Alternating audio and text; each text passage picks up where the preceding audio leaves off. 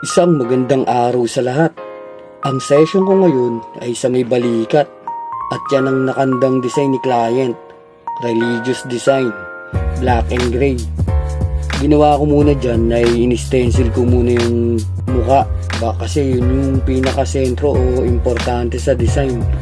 At yung nakatakip sa ulo o yung nakasaklob sa ulo niya, yung background at yung mga background pa, frenihan ko na lang yun para mailapat ko at saka maisato ko dun sa pinakadulo ng balikat kasi nakaumbok na yun yung muscle pabilog.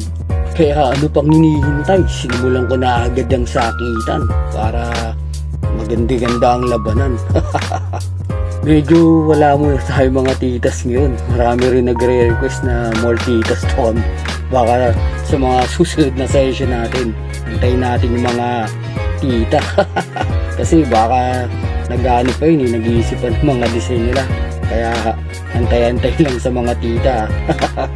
Kaya okay na, natapos ko na yung tattoo ng client ko. At congratulations sa'yo. Sana na-enjoy mo yan at nagustuhan.